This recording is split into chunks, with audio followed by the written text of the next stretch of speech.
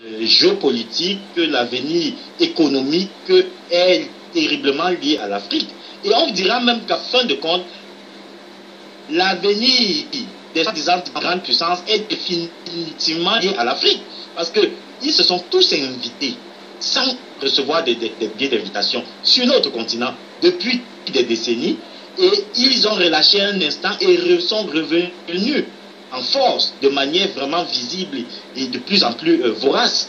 Donc je crois simplement que effectivement il y a des enjeux énormes. Hein.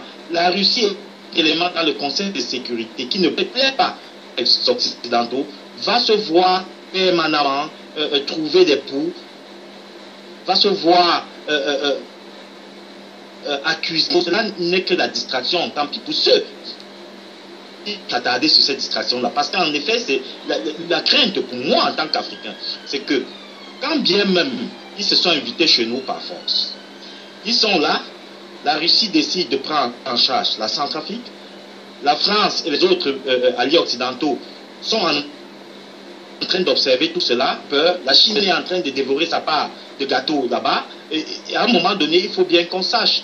Parce que quand toute cette grande puissance se trouve en un endroit, au-delà du fait que ça va créer ou moins un équilibre de la terreur, et les autres se trouvent sur place, ne doivent pas être gênés par les autres, ça créera malheureusement, comme c'est chez eux le cas, c'est-à-dire une prolifération d'armes de toute catégorie. Je dis bien de toute catégorie. Et c'est ça le grand danger. C'est-à-dire nos États africains, avec à leur tête les gouvernants que nous avons, que ce soit les gouvernants d'aujourd'hui ou alors ceux que nous préparons, nous, le peuple éveillé aujourd'hui, on prépare pour demain, donc c'est des véritables patriotes, comme j'aime bien les appeler, des panafricanistes et non des panafricains. Donc là, s'appliqueront à trouver des contre-stratégies, effectivement, à tout cela. Alors la communication un peu gênée vers la fin avec Patrick Kouanguen, peut-être va-t-on revenir tout à l'heure, mais le temps pour nous, président Badakani, de revenir vers vous, puisque vous nous avez promis la démonstration sur ce discours, ce faux discours que vous avez, enfin vous l'avez qualifié ainsi. C'est un faux discours, bien sûr. Et tout à l'heure nous avons démontré, et nous on a insisté dessus. L'ombre et les occidentaux n'ont pas apporté la moindre preuve de leurs accusations. Ah oui. C'est clair. Et d'ailleurs, je voulais retourner les mots gentils de Jules Amour Tchekar. Je lui dis merci, mon cher Jules. Il a pu même partir. C'était biscuit. Tout à fait. Donc, pour dire qu'il ne même pas exclu que ce soit même les services secrets européens qui a fait cette affaire-là pour briller les relations diplomatiques mondiales. En ce temps-ci, et pour des raisons, et je vais même leurs problèmes internes qu'ils ont et tout, dans l'Union européenne et dans certains pays européens. Donc, pour dire que il revient aux Occidentaux d'apporter la preuve de leur accusation. Ils ne veulent pas le faire, ils ont déjà sanctionné.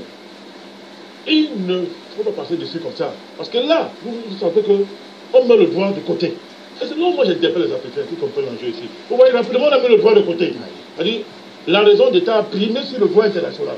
C'est-à-dire, un État se lève, accuse un autre que il y a mort chez moi, tu es coupable, tu es responsable. Mais il n'a aucune base d'accusation. Il ne démontre pas et il engage les sanctions comme ça, sur le plan diplomatique. Donc il ne veut pas. L'autre État dit que non. Écoutez, il y a des conventions. Basons-nous là-dessus pour régler l'affaire. Et formulez-moi une lettre officielle démontrant que vous ne pouvez pas seulement parler comme ça en l'air. Il n'y a rien de tout ça. Et il faudra comprendre cette évacuation rapide du droit international chaque fois qu'il y a des conflits. Et c'est une tendance dans laquelle les Occidentaux excellent depuis au moins 15-20 ans. Voilà. Alors, alors, à ce niveau, je voudrais quand même voir, ça veut dire que vous êtes en train ici de pointer du doigt la naïveté des Africains qui, ou alors... Oui, qui croient au droit international, aveuglement. Et ce que je suis en train de dire, c'est que cette crise, entre autres, nous montre une fois de plus, met sur la table l'enjeu des relations internationales, du droit international. Chaque fois que l'Occident fait semblant de respecter le droit international, c'est que ça sert ses intérêts. Chaque fois que ses intérêts ne sont pas garantis par ce droit, il viole le droit.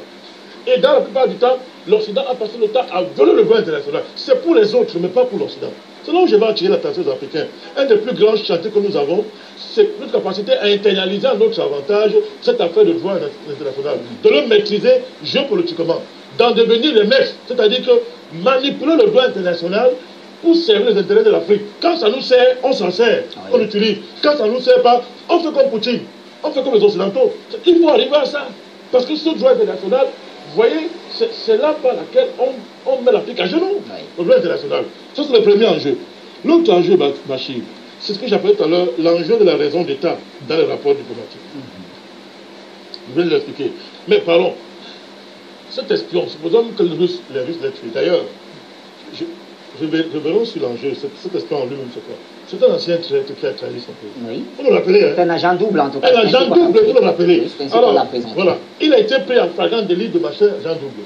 Et on suppose qu'il y a eu des accords pour gérer les deux cas. Il y a eu un échange d'argent entre eux. Mais la Russie a un principe d'État.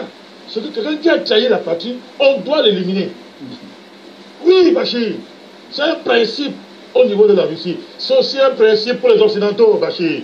Qu'est devenu Snowden? La grande partie de l'Europe qu'on appelle les États-Unis. Qu'est-ce qu'ils n'ont pas fait de Snowden? Oui, Snowden, oui. Vous avez vu qu'ils ont bafoué le l'Europe. Ils ont oublié, ils ont dit que non, lui, c'est un traître. On l'a pratiquement, on l'a banni. Et si ce n'était pas que la Russie l'avait pris en charge, ils seraient plus vivants, Snowden. Vous comprenez? Ça veut dire quoi? Tous ces pays-là fonctionnent comme ça. Quelqu'un qui trahit la nation, c'est un homme à abattre. On la bat en secret. C'est comme ça, c'est le principe. Donc, à supposer que Russie, Poutine l'a fait, ça vaut quoi par rapport au crime que ces États ont perpétré ailleurs? Prenons un cas dans le cadre européen. Vous allez voir l'hypocrisie, le double langage, ce qu'il y a derrière. Est-ce que tu es un espion qui est un russe, quoi qu'on dise, qui a travaillé pour l'État russe et a trahi? C'est plus grave que des Belges sur son sol, des terroristes qui vont commettre des attentats dans les pays voisins, qui ne sont pas des centaines de morts, Bachir. Quand Londres a hébergé les terroristes qui sont partis, par exemple, faire des attentats en France ou bien en Belgique, et qu'est-ce qu'ils ont fait? Ils n'ont pas expulsé les diplomates, ça n'a pas été une crise diplomatique. Il y a eu coopération des agents, il y a eu coopération des services et regardez l'hypocrisie. Est-ce que tu es un espion qui appartient à votre pays est plus grave que ce que les terroristes qui sont hébergés dans ces différents pays ont fait, mon cher Bachir? Hein? Vous avez vu comment, lorsqu'on vous dit, prenez le cas des terroristes djihadistes qui deviennent en France. Adam Alousk a dit qu'il y en a qu'on va déchoir de la neutralité française, Bachir. Vous regardez ça? Regardez comment est-ce qu'on traite des gens qui sont allés en Syrie et ils sont devenus djihadistes. On dit qu'ils sont français, mais s'ils rentrent en France, on a commencé à faire un débat pour savoir ce qu'on va faire, d'eux. On a dit qu'on va jusqu'à déchoir la nationalité. Je suis en train de vouloir faire un parallélisme pour que les Africains voient comment est-ce qu'on se moque, comment est-ce que les gens jouent. Quand on dit qu'il a tué l'espion, ça devient un crime très grave. Oui. Mais les mêmes États hébergent déjà. On a parlé de Londonistan. Vous savez dire non? Ça veut dire quoi? Ça veut dire que Londres, en toute conscience, pour se protéger, a créé un Londonistan où on voyait des terroristes étaient là, les djihadistes ont prospéré à tous les points de vue. Et ça a servi de terreau pour les attentats qui étaient commis dans certains pays européens. Est-ce que ça a créé une crise diplomatique entre l'un de ces pays-là, Bachir? Et il y a eu coopération des services et secrets. C'est des choses. Donc, pour dire que, il faut que rapidement nous comprenions très bien cette hypocrisie des relations internationales pour mieux nous en sortir et bien comprendre les enjeux. Et vous ne verrez aucun média européen. Regardez les médias européens depuis hier. C'est un tir groupé. France 24, RFI, la DOC, tous les médias allemands, américains, ils sont dans un tir groupé. C'est une communauté déontologique et médiatique et éditoriale pour bombarder la Russie. Ils font tout ce que je viens de vous soulever là. Ils bombardent pourquoi? Il s'agit de l'intérêt de leur pays. Ils ont des contradictions et des divergences. Vous voyez comment c'est le cas de la Russie? Ils sont unis. Ça encore, c'est un enjeu africain. Nous ne connaissons pas nous unir. Nous ne connaissons pas dépasser nos contradictions pour mettre en avant un ensemble d'intérêts fondamentaux. On ne sait pas encore faire ça.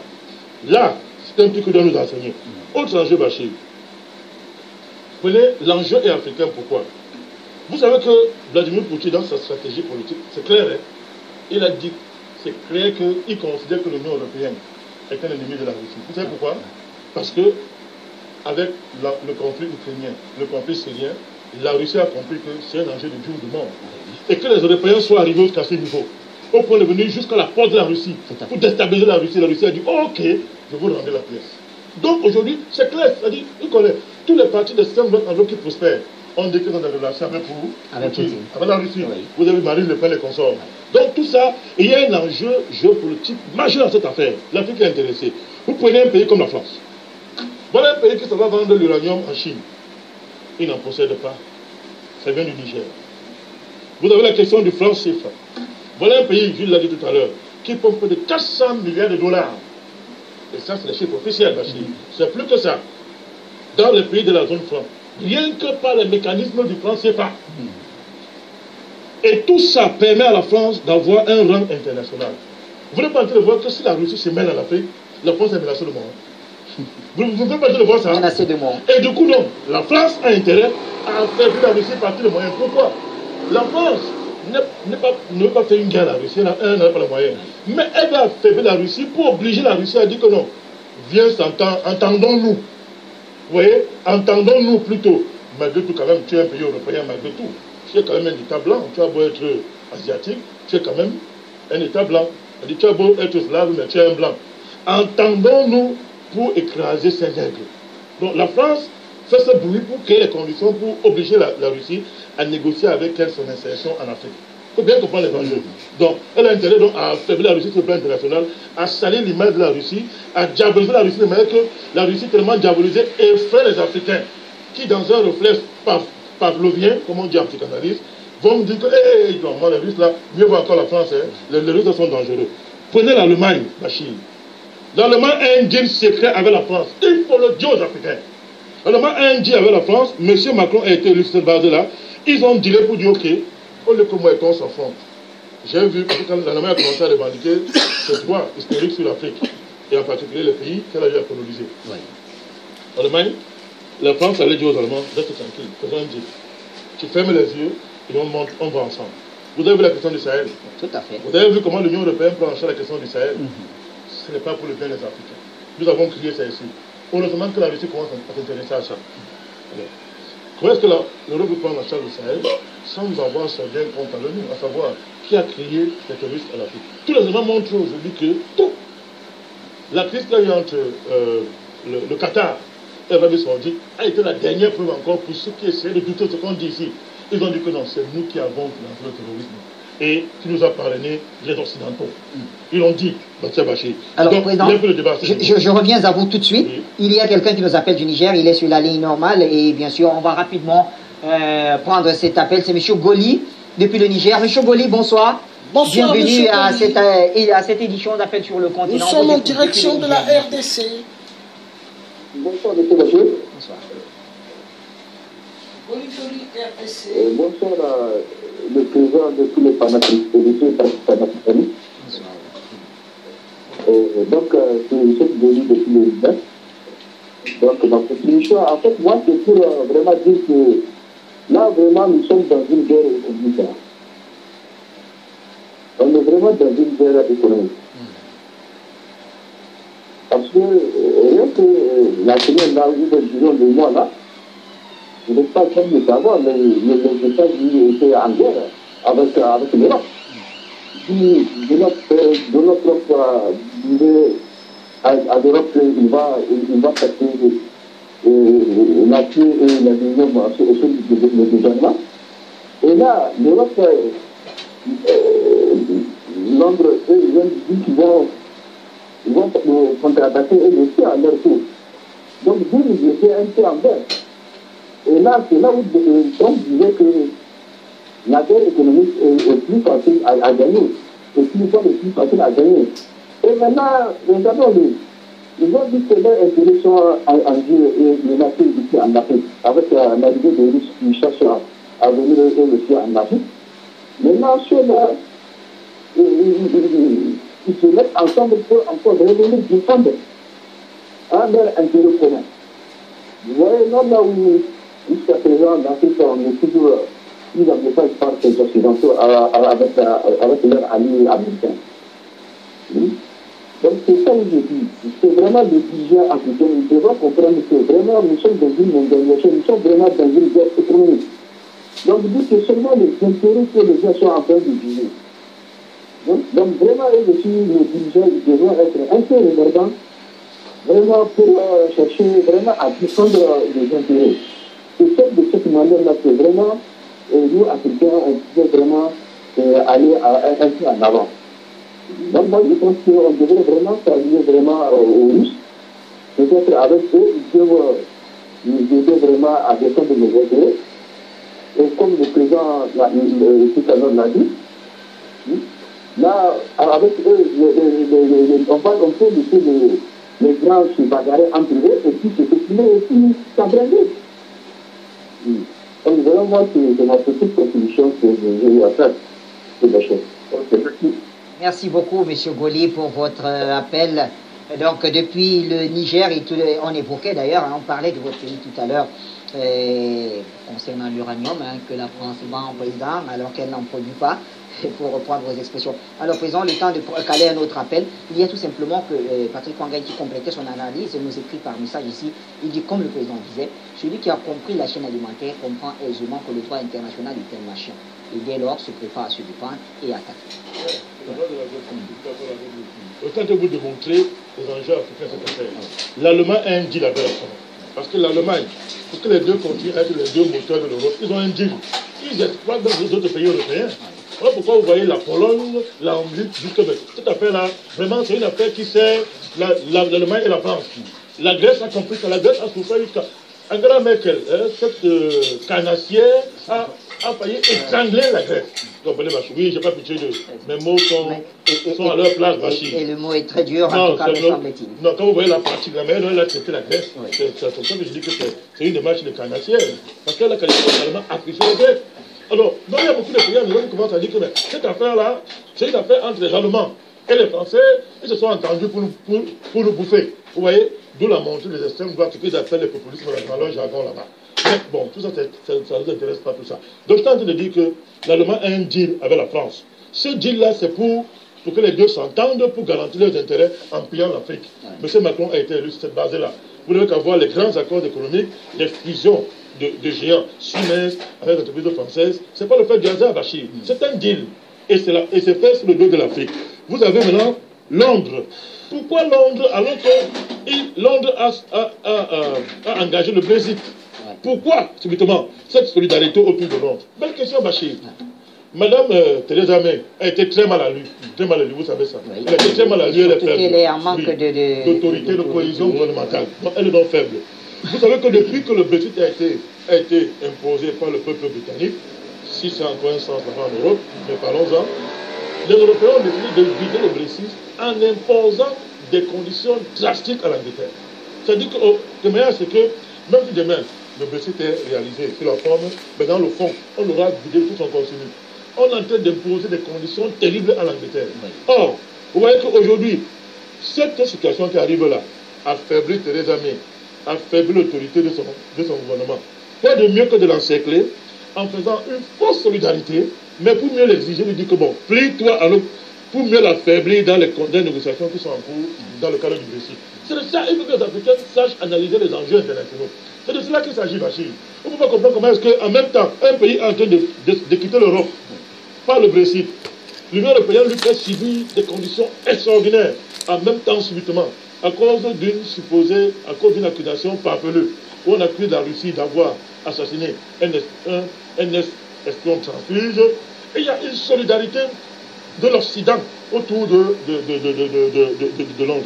Il faut donc comprendre ce danger. Voilà pourquoi j'ai dit que cette affaire-là, c'est une affaire africaine. Les Africains doivent s'y intéresser. Ce n'est pas une affaire russo-européenne, c'est une affaire russo-européenne, américaine, africaine. Très bien, merci Président Badakani. En ligne, nous avons Aristide Conan qui nous appelle depuis la Côte d'Ivoire. Bonsoir Aristide, bienvenue à cette édition de Appel sur le continent. Bonsoir Bachir. Moi je voudrais encore appuyer ce que vient de dire Badakani pour dire qu'Angela Merkel là, c'est effectivement une carnassière. Voilà, moi je voulais ajouter ça. Parce que, Bachir, ce qui s'est passé en Libye, elle a fait quoi? Elle n'a rien dit. L'Allemagne n'a rien dit.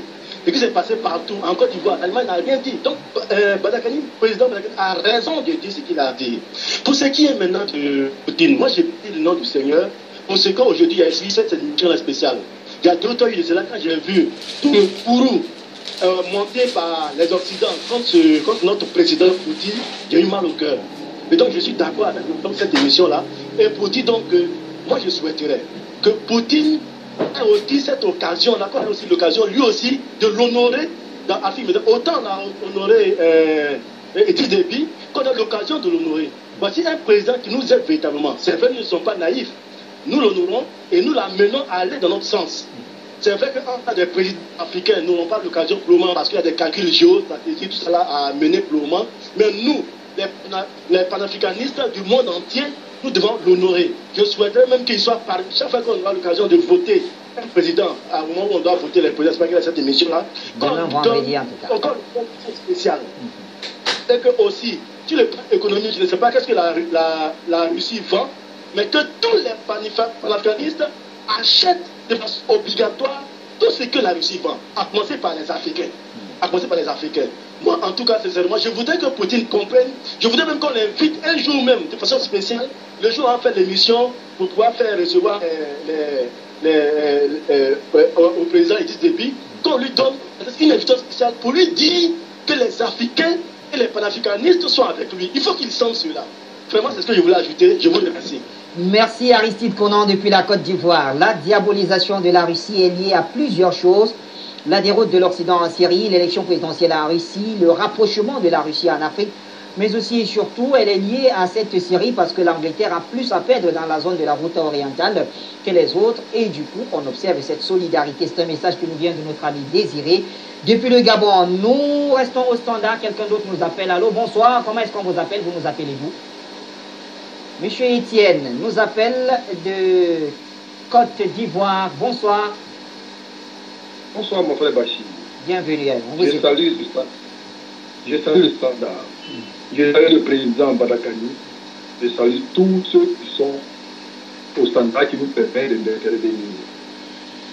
On vient de tuer un studio. C'est où le problème? À supposer que ce monsieur soit tué par la Russie. C'est pour cela que les États-Unis, tous ceux-là gesticulent. Mais lorsqu'ils sont allés tuer sans motif Saddam Hussein, et ils sont rendus compte qu'ils ont fait des erreurs, lorsqu'ils sont allés tuer le pauvre Kadhafi, ça a été la réaction de ces Occidentaux. Mais c'est quand on tue un tête, celui qui a été tué, c'est un Russe, un espion russe qui a trompé son pays. Alors, pour moi, c'est un non-événement. C'est-à-dire que ces Occidentaux-là, ils passent par tous les moyens pour pouvoir en vouloir à la Russie. Mais moi, je pense que ça doit être un défi. Sinon, on a fait une calme. Voilà encore même, ils sont bombardés par le palais, le palais en Côte d'Ivoire. Et on cherche, on ne trouve pas. Le président Gbagbo est là-bas. Ce n'est pas des erreurs pour ça, là? Non. Moi, je pense que pour moi, c'est un bon événement. Je vous remercie. Merci pour votre appel, monsieur Étienne de la Côte d'Ivoire. Nous quittons la Côte d'Ivoire pour le Cameroun. Et c'est monsieur Yebga qui nous appelle. Bonsoir, monsieur Yebga. Bonsoir, monsieur. Bienvenue à Appel sur le continent. On vous écoute. Merci, monsieur. Bonsoir à tout le monde. Bonsoir, président Bagakani. Je suis vraiment intéressé par tout ce que le président dit actuellement et je voudrais intervenir par rapport au sujet qui est à jour aujourd'hui. Par rapport au chahut que l'Europe fait par rapport à cet incident qui s'est passé à Londres là. Bon, je voudrais dire que vraiment les Européens commencent à nous taper dans le système. Parce que quand il y a un incident comme ça, il faut d'abord avoir les preuves. C'est ce que la Russie demande. C'est ce que le ministre des Affaires étrangères, Sergei Lavrov, a demandé tout à l'heure. Mais depuis là, ils ne donnent pas les preuves, ils ne donnent pas l'agent neurotoxique même qu'ils ont constaté. Mais ils accusent quelqu'un à tort. Et c'est ce qu'ils font en Afrique chaque jour. Et nous, on ne les accuse pas. Je ne trouve pas comment est-ce que nous, on est toujours tolérants comme ça. Hein? Il y a un peuple qui est à sévi depuis 600 ans. Nous, on ne demande jamais rien. Il suffit qu'ils trouvent un petit haussement d'un juge quelque part et vous allez payer ça tout contre vite. C'est pas normal. C'est pas normal. Je voudrais dire que je suis de tout cœur avec Afrique Média et puis bravo au président Mangakani Maintenant, s'il vous plaît, Bachir, je voudrais connaître comment faire pour avoir le PIN-CAP, en fait, entrer dans ce système-là, parce que je n'ai pas bien suivi ça. Et puis, M. Goudjou ne nous a pas donné les coordonnées, comment avoir ça cet après-midi. Merci beaucoup. On va vous donner donc les coordonnées de M. Goudjou et vous l'aurez. Très bien, merci en tout cas, M. Yebga. Et on prend d'autres appels. Et qui d'autre nous appelle là? Allô? Allô, bonsoir. Bonsoir, Bachir. Oui. Bonsoir à tous les téléspectateurs. Alors, qui vous appelle? Non, notre groupe. C'est Condé depuis le pays. Ah, Monsieur Condé. C'est vrai qu'on n'avait pas reconnu la voix. Bonsoir, bienvenue à Petit Continent. Bonsoir, Bachir. Je suis rentré, j'ai vu votre sujet, j'ai commencé à chuchoter parce que je n'ai pas fait le lien avec la... Oui. Tous mes remerciements au président, au génie de Mbandakani, de montrer à la jeunesse africaine aujourd'hui que notre avenir est en train de se jouer loin de nous. Et c'est bête de notre part, mais je veux dire que 1000 ans de domination a bien sûr des effets. A des effets sur nous. C'est tellement longtemps, c'est des siècles. Merci Mbandakani de signaler la méchanceté de l'Allemagne. Cette Allemagne qui joue au chat en Afrique. Les Africains pensent que ce sont des sauveurs. Merci de signaler la criminalité de ce gouvernement. La criminalité. Il faut qu'on s'intéresse un peu à l'histoire, à la colonisation allemande en Europe de l'Ouest.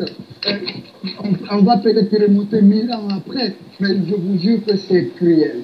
Les Africains qui pensent que ce sont des sauveurs, ils sont très loin. Surtout le concubinage, le consensus entre l'Allemagne et la France contre nous, c'est vraiment à dénoncer, c'est criminel. Mbandakani, le fait de... C'est-à-dire, vos arguments ce soir sont juste délicieux. Je ne vais pas encore prendre le temps, je vais vous laisser continuer, on a besoin. Merci. Merci M. Condé pour cet appel depuis les Pays-Bas. Président, vous avez finalement amené nos téléspectateurs à comprendre le lien qu'il y a entre ce sujet et notre continent, l'Afrique. Soleil d'Afrique nous écrit, bonsoir Bachir, bonsoir Président Mbandakani, bonsoir le monde. Aucun pays européen ne peut affronter seul la Russie. Les États-Unis ne peuvent pas affronter seul la Russie, raison pour laquelle les Occidentaux se mettent toujours ensemble pour attaquer un pays, je fais allusion à l'OTAN. Ils vont envoyer, mais ne pourront rien faire à cette grande Russie.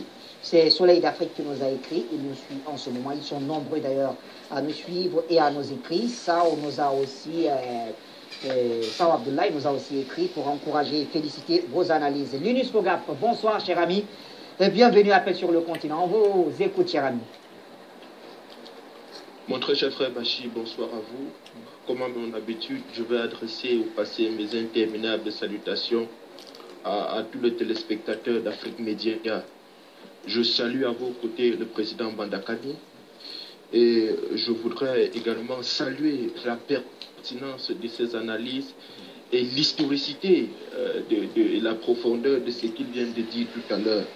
Je vais partir de là, Bachir, pour dire que quand le passé est méconnu, le présent devient incompréhensible et le futur inenvisageable. Pour comprendre ce qui se passe actuellement sur la scène politique internationale, il faut revenir en arrière, Bachir. Et revenir en arrière, c'est prendre des exemples précis et concis pour étayer notre argumentaire. Un président comme M. Abdel Gamal Nasser, en son temps, avait été soutenu par des Russes pour la nationalisation du canal de Suez. Le président Mbandakani dit très bien. Un président, en son temps, là je parlais d'Augustino Neto, nous sommes en Angola, il avait été soutenu par la Russie. Je ne voudrais pas ici citer le cas de Samuel Machel du Mozambique. Vous voyez, il y a tous ces présidents-là. Lumumba, il a été taxé de communiste parce que son combat était soutenu par les Russes. Les Russes ont soutenu Patrice Lumumba parce qu'ils étaient dans la même idéologie. On peut recenser ça, et même jusqu'en Éthiopie. Il faut dire que les Russes ont aidé les Éthiopiens à se débarrasser de l'impérialisme italien à un moment donné. Donc quand je recense ça, Bachir, c'est pour vous dire que la visite même de Sergueï Lavrov dans ces pays, que ce soit l'Angola, le Mozambique, l'Éthiopie et bien d'autres, ce n'était pas de manière fortuite. Ce sont des pays avec qui la Russie a travaillé pendant longtemps. Et cette visite de la Russie en Afrique présage, ou du moins présage une relation, une diversification des relations avec des pays africains. Vous avez vu quand le président, comment est-ce que je veux dire, le ministre des Affaires étrangères a contacté le président de la Commission de l'Union africaine, est en train de se déployer en République centrafricaine pour relever ce pays. C'est pour vous dire que cette tige groupée de la France, de l'Angleterre et de l'Allemagne n'est que le fruit d'une gymnastique savamment pensée. Et les Africains ne sont pas en dehors de ça, les Africains sont impliqués. C'est une crise qui implique l'Afrique, Bachir. Parce que l'avenir du monde se joue en Afrique. L'avenir du monde se joue en Afrique. Nos amis chinois sont là, les Français sont là, les Américains sont là, les Russes aussi doivent venir. Et quand les Russes sont là, ça pose problème. C'est ça le nœud du problème. Et qu'est-ce qu'il faut faire? Il faut diaboliser la Russie. Il faut diaboliser la Russie. C'est ça l'enjeu. Il faut comprendre ça comme ça de manière élémentaire.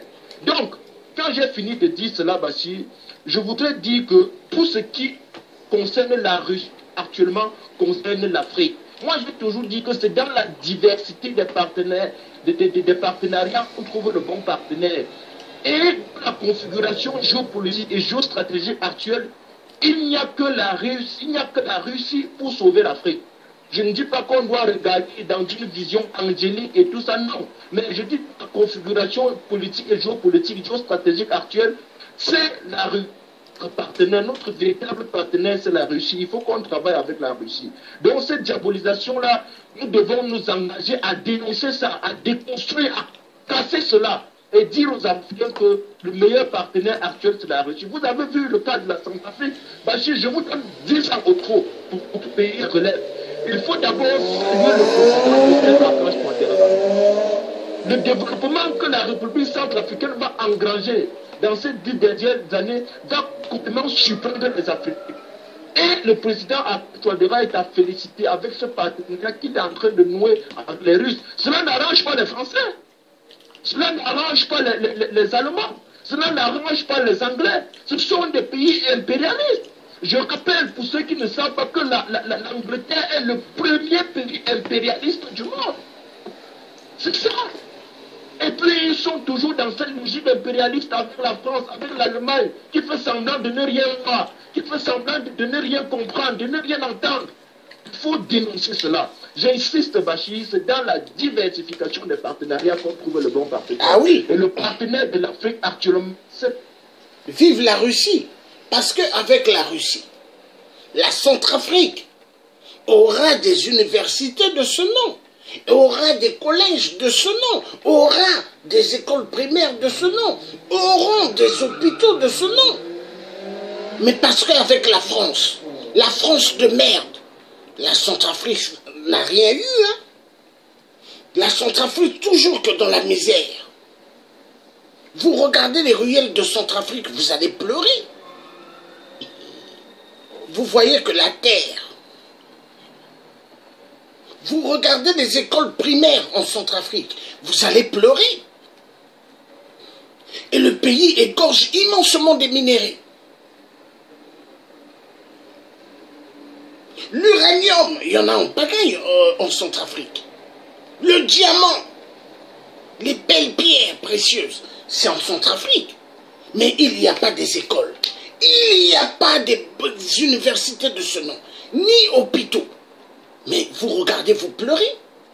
Mais la France, tant d'années qu'elle a fait en Afrique, elle a fait quoi la France? Que dalle! Que des coups d'État, tuer des Africains. Il n'y a que ça que la France a fait. Créer des guerres, pour vendre les armes, pour tuer les Africains. Il n'y a que ça.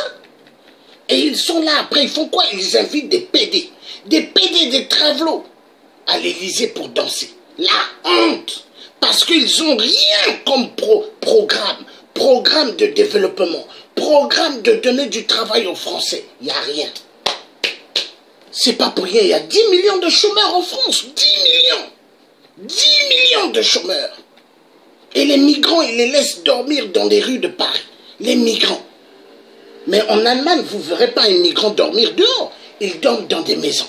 Mais les Allemands qui ont bombardé la France, donc les Allemands, en fait, ils sont mieux que le peuple français. Parce qu'un Allemand, il ne peut pas tolérer voir un être humain dehors. L'être humain, quand il fait ses besoins, il a besoin de laver ses mains. L'être humain, quand il se lève, il faut qu'il brosse ses dents. Mais qu'est-ce qui ne va pas avec la France de merde? Cette France qui a pollué l'atmosphère, cette France qui a détruit immensement des générations en Afrique, cette France qui a tout pris au peuple noir.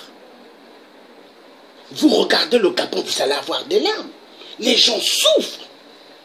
Vous regardez les Gabonais, il y a des Gabonais qui ont fait 2-3 jours sans mettre un morceau de viande dans la bouche. Mais pendant ce temps, le Gabon égorge immensement des minéraux. Vous regardez le Congo RDC, dans la capitale, Kinshasa, il y a des Congolais, ils ont fait plusieurs jours sans trouver un morceau de viande mettre dans la bouche. Aujourd'hui, les gens, qu'est-ce qu'ils font? C'est la chasse des chiens. Les chiens à Kinshasa, les gens, dès qu'ils trouvent un chien, ils tuent le chien pour pouvoir se nourrir. Les gens font la chasse aux chats en Centrafrique. Les gens font la chasse aux rats. Mais pourquoi? La misère. Mais le pays n'est pas pauvre, hein? Immensement riche. Mais qui en profite? La France de merde. Qui en profite des minéraux du Congo RDC? Les États-Unis de merde. Qui en profite des minéraux du Congo RDC? La Belgique de merde. Qui en profite des minéraux du Congo RDC? Le Canada de merde. Qui en profite des minéraux du Congo RDC?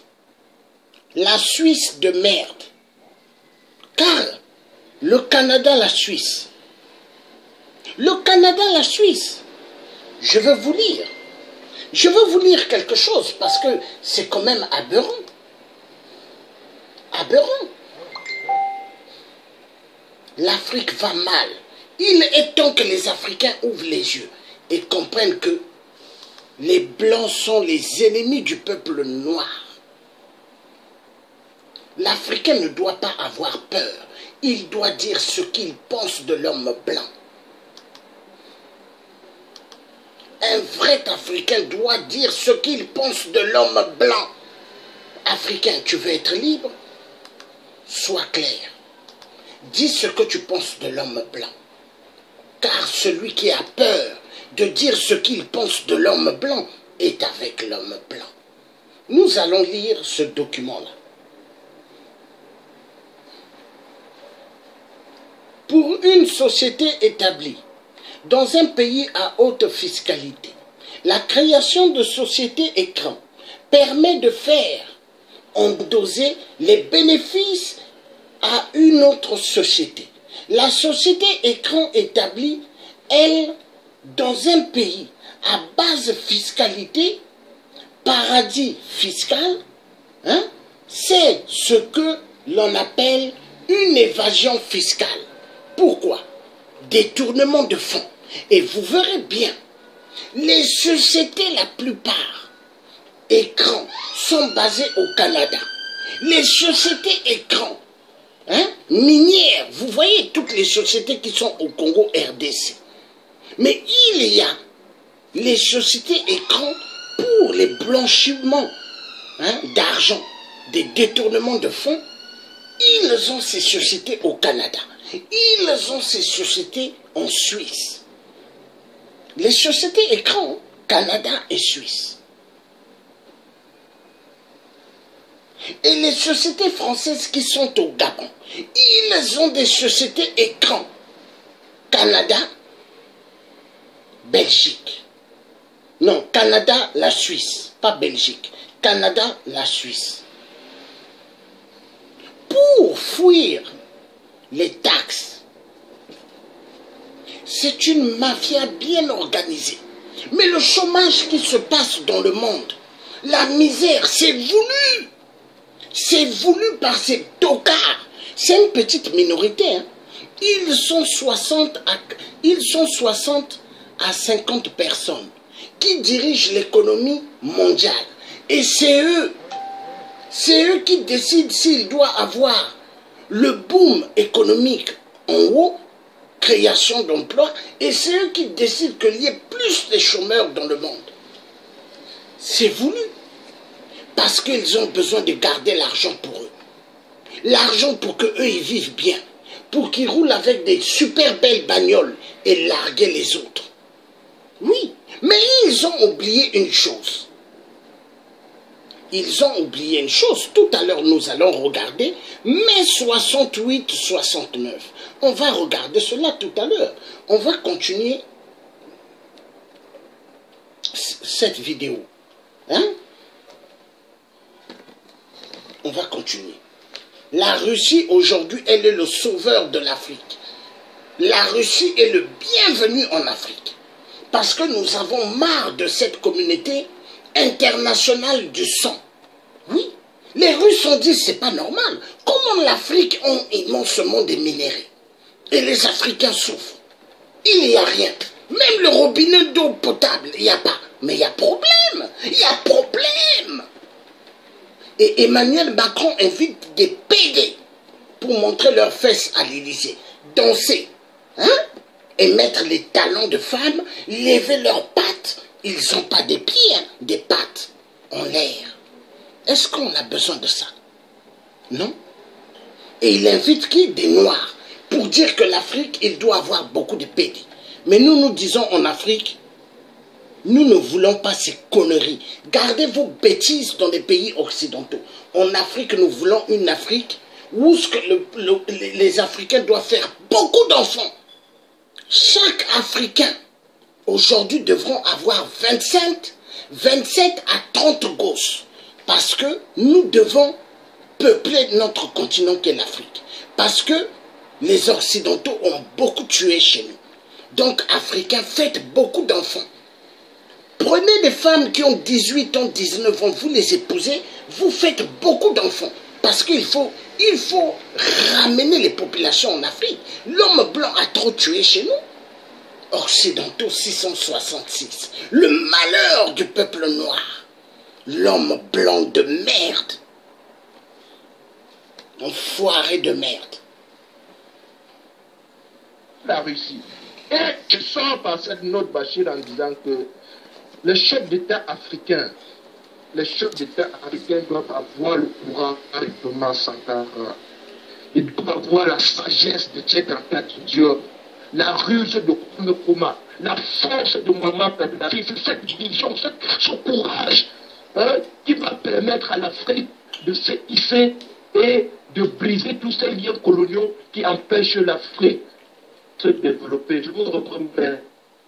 Merci à vous également, Lunis Lorient Fogap, pour cette intervention. Président Bandakani, je me retourne vers vous et je voudrais un peu insister sur cette préoccupation de la Russie sur la situation sécuritaire dans le Sahel qui, je cite là l'ambassadeur, visiblement ne s'améliore pas. Et il se pose des questions sur le sérieux des forces étrangères déployées dans la région. Alors, comment est-ce qu'il faut interpréter ça? Eh bien, c'est clair. Il n'y a pas de magie là-dedans, c'est clair.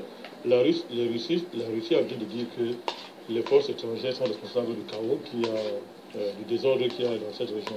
C'est clair, quand vous voyez qu'à ce genre de niveau, on parle comme ça, c'est qu'on est plus dans la diplomatie. Peut-on y voir une volonté de s'impliquer dans la question? Tout à fait, c'est une main tendue aux Africains. C'est une main tendue même à ces dirigeants du G5 Sahel, qui sont allés s'avacher devant l'Union européenne et devant Paris, croyant que... J'ai écouté le président Issoufou du Niger, excusez-moi de le dire, on ne peut pas respecter un type comme ça, c'est une honte. Il allait dire qu'après la sortie de Bamako, il va dire que non, les terroristes sont jaloux de l'alliance qui est entre la France et les pays africains. Que les troupes étrangères là ne sont pas les troupes étrangères, ce sont nos alliés. Voilà, monsieur, ce qu'il faut pouvoir dire. On peut comprendre que le président est pour un ancien employé d'Areva, mais un peu de respect pour les Africains. Bon sang. Il parle d'à quelle époque comme ça. Quand on fait un discours, il faut s'assurer qu'on s'en... On n'est pas obligé de parler, hein. On n'a rien à dire, on se tait. Donc, dans un tel contexte, mon cher Bachir, vous savez, Bachir, il y a beaucoup d'enjeux. Hein. La Russie a des intérêts, non seulement géopolitiques, économiques, géoéconomiques. La Russie a des intérêts même géoculturels. Même ce que j'appelle, excusez-moi, géoéthiques, géomoraux. Mais lorsque vous voyez une culture, une civilisation, comme les États-Unis, qui vous présente rien comme un modèle, quand vous avez une culture qui commence à vous dire que les enfants à 10 ans n'ont plus de parents, c'est-à-dire on annule la parenté sur les enfants à 10 ans. Mais quand vous avez une culture où on vous dit que l'homme va avec l'homme, la femme va avec la femme, l'homme va avec les animaux, c'est-à-dire que vous faites même l'inceste, hein, tu fais l'amour avec ton père et ta mère, des choses comme ça. Mais c'est inquiétant. En Russie, il n'y a pas ces choses. Hein. Est-ce que vous le savez? En Russie, il n'y a pas ces choses. Le président Poutine est intransigeant sur ces choses. Il y a beaucoup d'enjeux. La Russie cherche même au niveau des valeurs. Et c'est important. Il y a une bataille, voilà, je dis à lui, Bachir. L'enjeu des valeurs, c'est un très grand enjeu. Lorsque les Européens vous disent, Bachir, que ce qui se passe là, ce qui se passe la Poutine, la Russie, c'est un régime dictatorial. Et c'est un régime violent, qui n'a aucun respect pour les droits de l'homme. Ils parlent d'abord à l'opinion. Il s'agit de s'assurer que les valeurs russes, le modèle politique russe, n'influencent pas leur peuple. C'est d'abord ça qu'il s'agit. Il veut qu'il y ait une barrière morale pour que leur peuple ne soit pas attiré par le modèle chinois. Il dit répète ça après. Mais très bien. Ils vantent leurs soi-disant valeurs. Mais ce qu'il faut voir, c'est quoi? C'est que si la Russie ne fait rien, mais la Russie va être menacée parce que les valeurs, l'alternative politique que la Russie va incarner, va être menacée. Elle ne va pas rayonner au-delà de la Russie. Alors si vous avez un système politique qui est fermé, c'est-à-dire qui rayonne sur lui-même seulement, mais tôt ou tard il va tomber. Il faut s'étendre, il faut rayonner au-delà de soi-même. On est dans un monde global. Donc l'enjeu n'est pas seulement un enjeu militaire, ce n'est pas seulement un enjeu économique, c'est aussi un enjeu au niveau des relations culturelles, c'est un enjeu culturel, c'est un enjeu éthique au niveau des valeurs. Quand on parle de port de croissance, Bachir, et il faut insister là-dessus, quand nous disons que la Russie, c'est une chance pour l'Afrique, c'est une chance. D'abord, c'est le seul pays qui a une chance pour l'Afrique. Le reste sont nos ennemis. On n'est pas là pour utiliser les mots de nos présidents partenaires. Il n'y a aucun partenariat entre l'Afrique, l'Union européenne et les États-Unis. Ça, ce sont des histoires. Le seul pays avec lequel on peut faire un vrai partenariat, c'est la Russie. Alors, c'est la Russie pourquoi? Aujourd'hui, Bachir, il y a une multipolarisation géopolitique. Il y a des pôles géopolitiques, c'est clair, tout le monde voit. Il y a la Chine, il y a au moins la Chine, il y a la Russie, il y a le bloc occidental. Oui. Parlons comme ça. Vous avez, face à ça, en même temps, ce que j'appelle une uniformisation économique. C'est-à-dire tous les pays du monde aujourd'hui ont pour horizon économique le capitalisme de marché. Oui. Mais, c'est là qu'il y a un élément nouveau aussi, c'est que, mais, qu'est-ce que j'appelle la multipolarisation des régimes politiques? C'est ça qui est l'enjeu. C'est-à-dire qu'aujourd'hui, le modèle occidental a des contrepoids terribles. La Chine, aujourd'hui, c'est un régime de présidence à vie. Oui. Clair et net. On a enlevé le verrou de la limitation. Présidence à vie, avec un parti unique. Oui. Donc, personne n'a branché. La continuité, il ne peut pas brancher, puisque la Chine va faire les comptes économiques. Si on chasse Macron en Chine pour battre l'Iranium, qu'est-ce qu'il va vendre ça où? Vous imaginez une telle chose dite en Afrique? Mais je vous dis que vous avez le modèle chinois, vous avez le modèle russe, et d'autres petits modèles qui sont là. Donc vous avez une multipolarisation des régimes politiques. Tout à l'heure, le ministre Florian Fogam nous parlait de la diversité politique. Oui. C'est une chance pour l'Afrique, Bachir. Il faut que l'on profite de ça pour marginaliser et poncer l'Europe dans son petit cancan avant qu'elle disparaisse à cause de sa folie et son arrogance. La poncer là, pour que les Macron comme ça, excusez-moi, des petits présidents comme ça, hein, des petits présidents comme l'Angela Merkel, les gens comme ça, le donnent pour les leçons à l'Afrique. Ne parle pas de nous, ne regarde pas de vous parce qu'ils ne valent rien, mon cher Bachir. Quand vous regardez un pays comme les États-Unis, qui a pour président M. Trump, un suprémaciste. Hein? Est-ce que. Bon sang. Donc, cette multipolarisation, je me calme un peu, hein, vous me demandez d'être calme. Oui. La multipolarisation des régimes politiques, oui. Voilà le contexte géopolitique mondial. Oui. Multipolarisation géopolitique, Bachir. Oui. Il y a les pôles géopolitiques, des rivaux, et la rivalité géopolitique est intense. Vous avez ce que j'appelle une relative uniformisation économique. Capitalisme de marché, adopté par tous les pays de la Terre, vous comprenez, mais avec avec des caractères différents. Le capitalisme russe, c'est le capitalisme d'État. Le capitalisme américain, c'est-à-dire que c'est le capitalisme privé à son niveau le plus élevé. Vous avez le capitalisme européen qui joue un peu là, bon, ça joue un peu...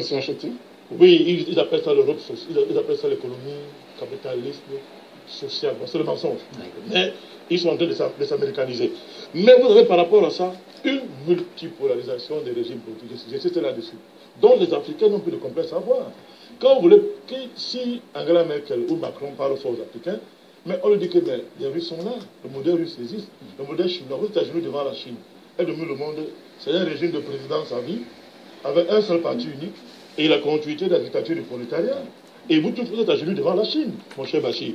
Je ne parle pas des régimes très très démocratiques du Golfe Persique, les royautés démocratiques du Golfe Persique. Donc il y a les Africains doivent être décomplexés. Seulement, il ne faudrait pas que cette situation consolide des régimes feignants. Je mesure les mots. Des régimes feignants où les dirigeants n'ont pour seul projet que le maintien au pouvoir pour s'y maintenir.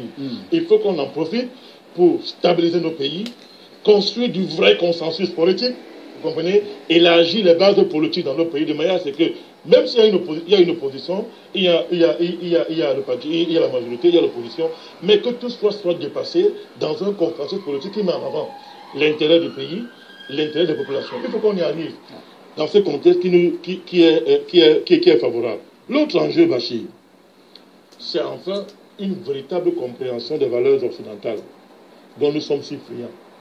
Qu'est-ce que la crise nous montre là actuellement? Ce qu'elle a dit tout à l'heure, que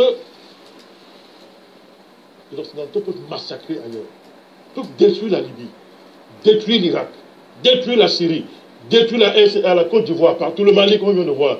Et, oh mon Dieu, suprême des arrogances. M. Macron arrive au Mali, il va à Gao, et il demande au président Ibeka que viens ici au Gao. Oh mon Dieu, vraiment, ça dit que je suis heureux de voir les Maliens se réveiller enfin. Ils comprennent qu'Afrique Média avait raison de les interpeller. Ils commencent à se réveiller. Il n'y a jamais de temps pour se réveiller. C'est bien fait ça. C'est comme ça. Aucun journaliste occidental ne dénonce ça. Ils soutiennent. Les intellectuels occidentaux se taisent, à part quelques-uns dont les voix sont rendues à faune par le brouhaha ambiant, n'est-ce pas, le consensus ambiant, le consensus impérialiste, la pensée unique ambiante. Personne ne dit rien. Mais on tue un espion, un ancien, un traître même à son pays. Alors le monde doit s'arrêter, Bachir. Qu'est-ce que ça veut dire? Une fois pour toutes, pour les Africains qui tiennent encore à comprendre, ils voient que les valeurs occidentales sont des valeurs ethniques, provinciales, ne concernent pas tous les hommes de la terre. C'est une affaire qu'ils ont divisé les hommes en deux. Il y a les vrais hommes, qui sont les hommes blancs, et les faux hommes, qui sont les autres peuples, oui. On peut tuer là-bas, on peut vous raser. C'est pas un problème pour l'humanité. Mais quand un oiseau vole la langue, à Paris, vous voyez, avec des gens que nous travaillons, hein, c'est des gens qui ont des esprits charismatiques. Des esprits charismatiques. Des gens qu'on ne peut pas jouer avec, vous voyez. Donc, pour les Blancs, pour les Blancs, eux, ce sont des vrais hommes, des vrais humains. Et les Noirs sont des faux humains, mais grandement faux. Dieu a créé l'homme sur terre en premier, c'était qui? C'était qui? Tonta Diouf a bien démontré, c'est l'homme noir. L'homme noir a été créé en premier, l'homme blanc vient après. Et il est venu par rapport à l'homme noir qui est allé immigrer dans des pays où il faisait froid.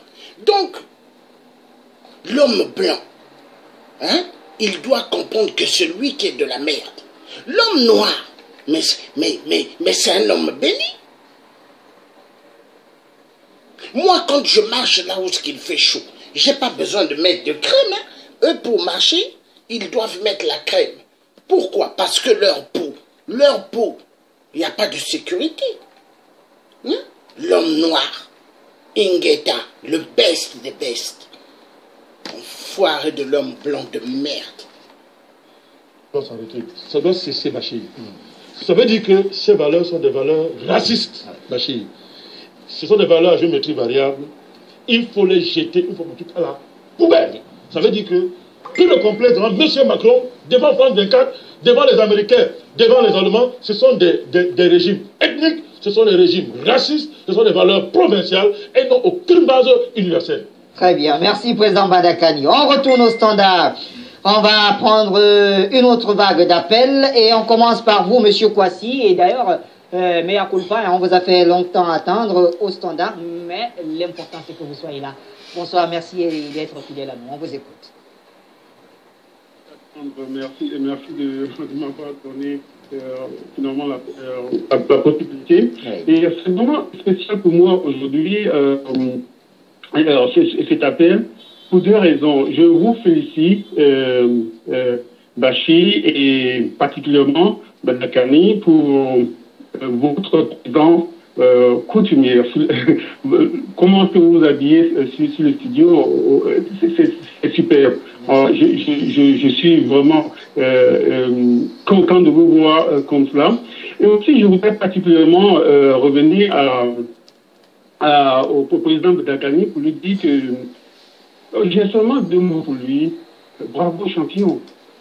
J'avais quelque chose à dire et il est parti là-dessus et je n'en ai plus là-dessus. Il s'agit de, par exemple, de ce que les gens appellent espions. Un Américain, l'autre qui a été poursuivi, il voulait être tué parce que, je parlais de Snowden, qui voulait tuer parce qu'il a dénoncé des pratiques d'État qui n'étaient pas faites. Et s'il était résident aux États-Unis, s'il était délivré aux États-Unis, il serait soit mis en prison à vie ou peut-être assassiné quelque part. On dirait qu'il était tué ou on aurait vraiment lui fait du mal.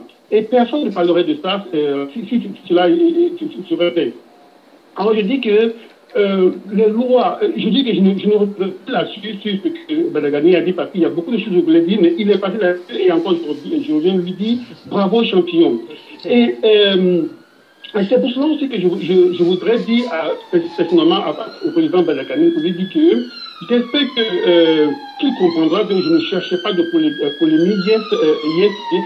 Hier, quand je disais que quand il parlait de l'éducation aux États-Unis, je suis un expert en éducation, j'ai un PhD en éducation et je fais des recherches en éducation. Et ce qu'il a dit, moi je dirais ça si j'étais avec mes amis. Mais sur le studio d'Afrique Média, je pense que ce n'était pas une bonne opportunité. C'est pourquoi j'ai dit cela. Alors, avoir des arguments différents n'est pas une opposition dans notre combat de panafricaniste. Alors, merci et je vous souhaite bonne journée. Merci à vous également pour cet appel, M. Kwasi. Quelqu'un d'autre est au téléphone. Qui est-ce? Allô? Actuel, là, sur le sujet actuel. Oui, bonsoir. Qui nous appelle? Comment est-ce qu'on vous appelle, monsieur? C'est M. Sekou du Canada. Ah, M. Sekou. Décidément, j'ai du mal à reconnaître les voix aujourd'hui. Soyez les bienvenus, on vous écoute. Merci. Ok, voilà. Je vais d'abord commencer par l'histoire de Moscou. Je suis vraiment très, très, très indigné de voir que les Occidentaux parlent d'une mission, un traître russe qui est au service de Londres et qui sont vraiment outragés de voir que ce monsieur-là a été liquidé. Même si c'est vrai qu'il a été liquidé par les Russes, ce qui n'est pas d'ailleurs prouvé, c'est de bonne guerre, comme a dit le président Badakani. Un traître qui trahit son pays, le châtiment qu'il mérite, c'est d'être liquidé. Si les Britanniques ne voulaient pas qu'il soit liquidé, pourquoi ils ne l'ont pas livré aux Russes pour qu'il soit jugé normalement? Et ça, c'était pour l'espion russe. Maintenant, mon deuxième thème est le fricacoin. J'aimerais, Afrique Média, passer un message aux responsables du fricacoin.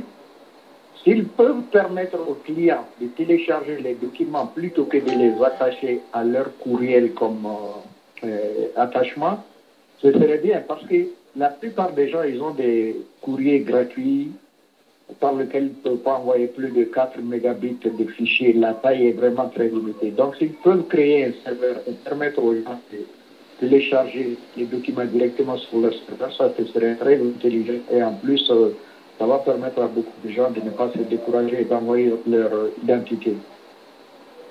Problème, le responsable donc